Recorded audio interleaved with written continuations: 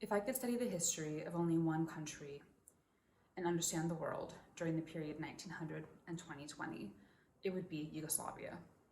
I'm taking some liberties here because Yugoslavia existed in several different iterations during the 20th century, and of course does not exist today, but rather has become 7 successor states that no longer bear that name. The history of the world from 1900 to 2020 is the history of great power rivalry, of the way inter-imperial rivalry affects smaller states, such as Yugoslavia.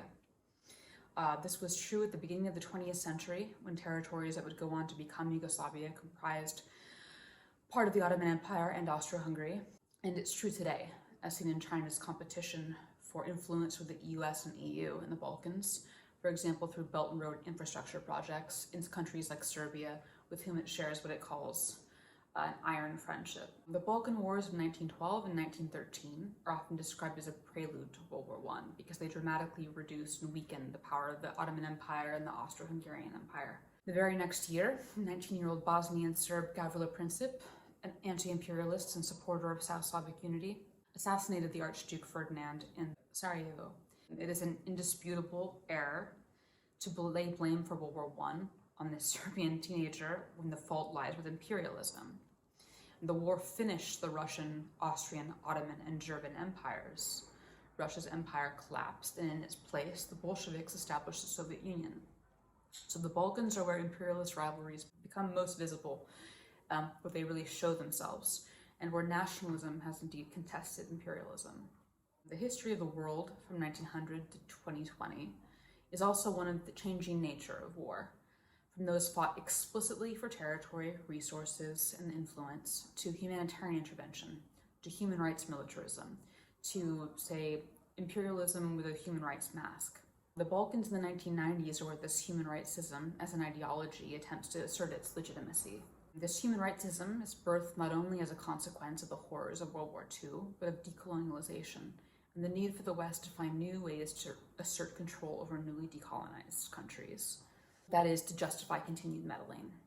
One clear manifestation of this evolved ideology is Responsibility to Protect, R2P, a global political commitment that under the banner of Never Again seeks to ensure the international community never fails to halt crimes such as ethnic cleansing, at least in some places.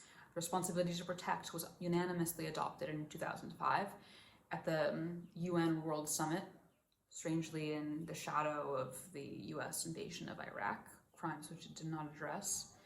The new global regime of R2P divides the international system into 2 distinct categories: sovereign states whose citizens have political rights, and de facto protectorates whose populations are seen as powerless wards in need of external safeguarding.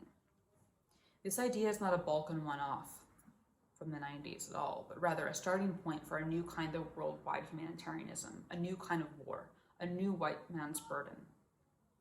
In 1999, NATO was given new life and a new reason for its existence right at the end of the Cold War, when it was supposed to become obsolete, in its attack on Yugoslavia, supposedly to halt crimes in Kosovo and secure the human rights of Albanians there. C. Douglas Loomis wrote in 1994, "We can be confident that only the borders of middling and small countries will show new legal permeability.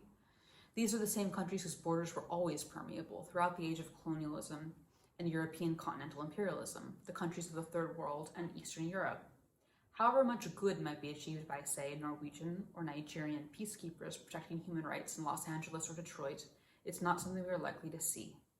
The final way I like to think of ex-Yugoslavia helping us understand the past 125 years and some of the evolution during that time is through the conception of identity as defined by collective victimization.